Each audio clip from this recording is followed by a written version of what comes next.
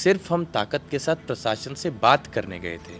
जब हम वहाँ नहीं पहुँच पाए तो मामला कुछ और बन गया। जब लोगों को ये पता चला कि गगन यादव को नज़रबंद कर लिया, अरेस्ट कर लिया गया है, मैंने यही कहा था कि आप आज मुझे रोक रहे हो, लेकिन आज अगर गगन यादव नहीं पहुँच पाया वहाँ तो गगन यादव के ऊपर ज़िंदगी भर का दाग लगेगा। आप किसी का सम्मान भी मत करते?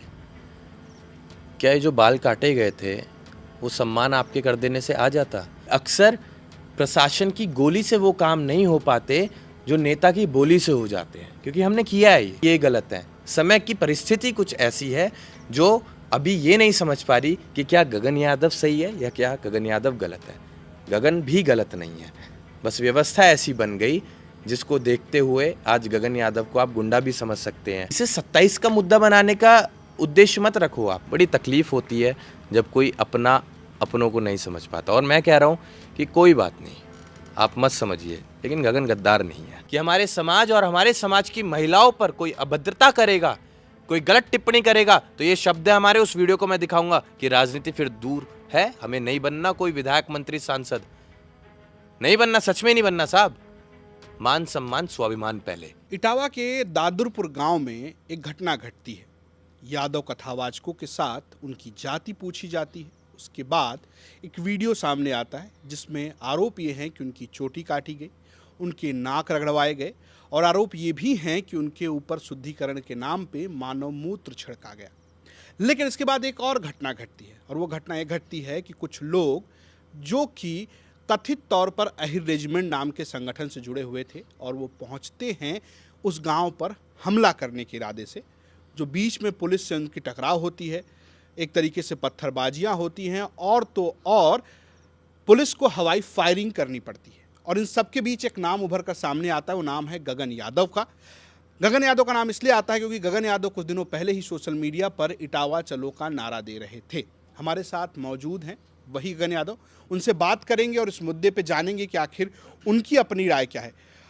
गगन, मेरा सीधा सवाल आपसे ये है कि जिस तरीके से ये आरोप लग रहे हैं कि आपने लोगों को भड़काया, इटावा आपने लोगों को बुलाया और हिंसा की जिम्मेदारी आपकी है, ये बड़े ही बेबुनियाद आरोप हैं। अगर आप प्रैक्टिकली समझेंगे, आप जांच कीजिएगा, आपको पता चलेगा कि अगर हम वहां ना जाते तो आरोप तो हमारे ऊपर तब भी लगना था। बहरहाल हम नहीं पहुंच पाए, हमें हाउस अरेस्ट कर लिया गया आगरा में ही, लेकिन उसके बाद भी आरोप लगे कि गगन यादव क्यों नहीं आया। तो वो जो दाग लगते हैं उन्हें तो मिटाया नहीं जा सकता।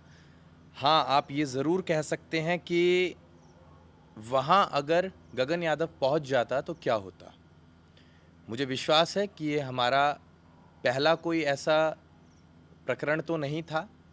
पिछले 7 सालों से हम लोग काम कर रहे हैं। ऐसी तमाम घटनाएं हैं जो हुई हैं जहां हम पहुंचे हैं। जहां भी हम पहुंचे हैं तो वहां हमने समाजों की लड़ाई को ख़त्म करने का काम किया है। बड़ा ही मैच्योर हमारा काम करने का तरीका रहता है। तो यही काम हम यहाँ पर भी करते हैं। लेकिन यही बात मैंने प्रशासन को भी कही थी, उच्च अधिकारियों को भी कही थी कि आप मुझे वहाँ जाने दीजिएगा, क्योंकि अगर मैं वहाँ नहीं पहुँचता हूँ तो आप उस दाग को कभी नहीं मिटा पाएंगे जो मेरे ऊपर लगेगा, जो कि आपको देखने के लिए मिला। अगर हम वहाँ पहुँचते तो मुझे उम्मीद है कि हम युवाओं को समझाते। हमने तो पहले ही कह दिया था कि हम दोनों पक्षों से नहीं मिलेंगे, हम एक पंचायत करेंगे, पंचायत के बाद हम शांतिपूर्ण तरीके से बखेवर थाने में प्रशासन से बात करने जाएंगे। और शब्द मैंने यूज़ किया है शांतिपूर्ण तरीके से, जिसमें प्रशासन हमें व्यवस्था देने का काम करे। तो हमारा कोई भी इरादा ऐसा नहीं था कि हम इस घटना को एक अलग रूप देने का काम करें। हम तो खुद ही इस मामले को सुलझाने के लिए जाते। दो समाजों के बीच जो मतभेद हो रहे हैं, मनभेद की स्थिति उत्पन्न हो रही है, उसको ख़त्म करने जाते। लेकिन दुर्भाग्य से हम वहाँ नहीं पहुँच पाए। मैं इस पे आपको एक चीज़ कहता हूँ। जिस विषय की आप बात कर रहे हैं, जिस पोस्ट की बात कर रहे हैं, आपने एक पोस्ट लिखा, उसमें एक सवाल, आपने एक लाइन लिखी है कि यदुवंश के गौरव के लिए अगर खून बहाना पड़ा तो बहाएंगे। क्या आपको ये लगता नहीं है कि ये हिंसा भड़काने जैसी बातें हैं? अगर मैंने यदुवंश के गौरव पर आँच ना आए, उसके लिए हमें खून पसीना भी बहाना पड़े, तो इससे हम पीछे नहीं हटेंगे। मैं अपने शब्द पर रहूँगा। जैसा कि हम हर जगह कहते हैं कि जहाँ मान सम्मान स्वाभिमान की बात आए वहाँ झुकना नहीं है। लेकिन इसका मतलब ये भी नहीं है कि आप सामने वाले को झुकाएं। वहाँ हम किसी को झुकाने नहीं गए थे, वहाँ सिर्फ हम ताकत के साथ प्रशासन से बात करने गए थे। जब हम वहाँ नहीं पहुँच पाए तो मामला कुछ और बन गया। जब लोगों को ये पता चला कि गगन यादव को नज़रबंद कर लिया, अरेस्ट कर लिया गया है प्रशासन द्वारा, तो वहाँ ही मौजूद जो लोग थे, जो युवा थे, और आप युवाओं को ना समझ नहीं पाएंगे, ये जो एज ऐसी है, यहाँ पर जोश ज़्यादा होता है, होश थोड़ा कम होता है। तो ऐसा ही हमें देखने के लिए वहाँ मिला, क्योंकि वहाँ समझाने वाला कोई व्यक्ति नहीं था, कोई समझदार व्यक्ति वहाँ नहीं था, कोई ऐसा व्यक्ति वहाँ नहीं था जो उन्हें बताए कि सही और गलत क्या है, कोई ऐसा व्यक्ति वहाँ नहीं था जो उन्हें बताता कि अगर आप ऐसी गलती करेंगे तो उसका ऐसा आपको रिफ्लेक्शन देखने के लिए मिलेगा। तो यही एक ड्रॉबैक रहा, वहाँ नहीं पहुँच पाए और ये सबको देखने के लिए मिला। दाग हम पर तब भी लगते जब हम नहीं पहुँचते, और दाग हम पर आज भी लग रहे हैं जब हम दो समाजों की बात कर रहे हैं। इनके बीच अगर हम ये बात कर रहे हैं कि इनका सल्यूशन निकले, तो लोग अब ये भी कह रहे हैं कि भाई अब तो ये ढीला हो गया है, अब तो ये शांत हो गया, अब तो इसकी अकड़ निकल गई है। यहाँ विषय अकड़ का नहीं है, यहाँ विषय है जिन युवाओं पर मुकदमे लगे हैं उनको पहले सेव करना। नहीं, मैं ये कह रहा हूँ कि आप ये बात कह रहे हैं कि लोग आपसे कह रहे हैं कि आप क्यों नहीं गए। एक सवाल मेरा ये है कि आप ये मानते हैं कि जो लोग वहाँ मौजूद थे उस वक्त पुलिस के सामने हमला कर रहे थे, वो आपके आह्वान पर ही इटावा पहुँचे थे? देखिए, मैं एक चीज़ आपको बता देता हूँ, व्यक्तिगत तो मैं किसी को नहीं जानता हूँ, भीड़ थी, लेकिन मैं एक ऐसा व्यक्ति हूँ जो जिम्मेदारी लेने से पीछे नहीं हटेगा। अगर वो मेरे आह्वान पर आए हैं तो मैं बैकफुट नहीं होऊंगा, फिर वो मेरी जिम्मेदारी बनती है। फिर चाहे इसको पॉलिटिकली लिंक करके कुछ और दिखाने का काम किया जाए, चाहे गगन यादव को बदनाम करने का काम किया जाए, अगर वो लोग हमारे आह्वान पर आए थे, और आह्वान किसी व्यक्ति का नहीं होता, समाज का इतना बड़ा मुद्दा था, लोगों के जहन में आग लगी हुई थी, वो आए इसलिए, लेकिन हम उस आग को शांत करने वहाँ पहुँचते, हम उन्हें बताने के लिए निकलते कि अगर यही बात आगे बढ़ती चले जाएगी तो प्रदेश और देश में स्थिति खराब हो जाएगी। हमें एक ऐसा समाज चाहिए जो समाज कृष्ण के युग में हुआ करता था। हम उसी समाज की स्थापना आज चाहते थे, लेकिन आज ये मुद्दा कुछ और बन चुका है। हम जो समझाना चाहते थे वो समझा नहीं पाए।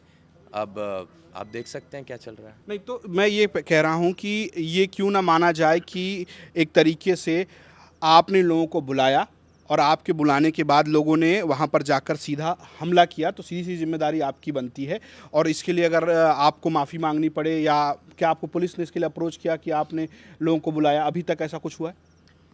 देखिए, हमें जब आगरा में नज़रबंद किया गया था तो प्रशासन 4 घंटे हमारे साथ बैठे थे। उन्होंने हमसे कहा कि हम आपकी बात एसएसपी सर से भी करवा देंगे, हम आपकी बात डीआईजी सर से भी करवा देंगे, हम आपकी मुलाकात भी करवा देंगे, हम बुलवा भी रहे हैं, लेकिन आप मत जाइए वहाँ पर। तो 4 घंटे तक यही बात हुई। मैंने उनसे यही कहा, और मैं वही शब्द बोलूँगा, आप इसको क्रॉस चेक करवाना, आप उन अधिकारियों के पास जाना, अगर मेरे शब्दों में कहीं भी बदलाव मिले तो। मैंने यही कहा था कि आप आज मुझे रोक रहे हो, लेकिन आज अगर गगन यादव नहीं पहुंच पाया वहां, तो गगन यादव के ऊपर ज़िंदगी भर का दाग लगेगा, और मुझे नहीं पता कि उस भीड़ को संभालेगा कौन। ये बहुत बड़ी जिम्मेदारी थी। आपने एक जिम्मेदार आदमी को वहाँ लेकर जाना चाहिए था ना। जब आपको पता था कि एक व्यक्ति के आह्वान से वो लोग आए हुए हैं, तो वो भीड़ किसको सुनती? जब लोग इतने ज़्यादा उद्वेलित थे और जब माहौल इतना ख़राब था, तो क्या ज़रूरी था वहाँ जाना आपके लिए? क्योंकि पुलिस कार्रवाई कर रही थी, 4 लोगों को गिरफ्तार किया गया था। समाजवादी पार्टी के जो नेता हैं अखिलेश यादव, उन्होंने जो कथावाचक थे उनको बुलाया, उनका सम्मान किया, तमाम यादव संगठनों ने बुलाकर सम्मान किया। क्या जाकर थाने का घेराव करना, जाकर वहाँ पर एक तरीके से आप प्रदर्शन कहिए उसको, या जिस रूप में वो बदल गया संघर्ष में, हिंसा में, ये करना ज़रूरी था? अगर प्रैक्टिकली मैं बात करूं तो ज़रूरी तो कुछ भी नहीं था। आप किसी का सम्मान भी मत करते। क्या ये जो बाल काटे गए थे वो सम्मान आपके कर देने से आ जाता? फिर भी मैं एक ऐसा आदमी हूँ जो ये चाहता है कि 2 समाजों में विवाद की स्थिति उत्पन्न ना हो। मैं अगर वहाँ जाता तो कहीं पर भी मैंने ये मेंशन किया था कि आप उग्र हो जाना, कहीं पर भी मैंने ये कहा था कि मैं दोनों पक्षों के पास मिलने जाऊँगा, या किसी विशेष व्यक्ति से जिसके मैं इंक्लाइन हूँ उससे मिलने जाऊँगा। मैंने साफ कहा था कि एक पंचायत करके, और यहाँ तक कि एक दिन पहले मैंने ये भी कह दिया था कि चलो हम पंचायत भी नहीं करेंगे। जब एलआईयू आईबी ये सब एक्टिव हो गए थे। हमने कहा आपको अगर हमारी पंचायत से भी दिक्कत है तो हम पंचायत भी नहीं करेंगे, हम सीधा थाने आएंगे और थाने से ही हम प्रशासन से बात करके लौट जाएंगे। और ये भी मेरा ट्वीट था 25 जून का। तो व्यवस्था तो आपको देनी चाहिए थी, मैं तो सिर्फ प्रशासन से बात करने जा रहा था।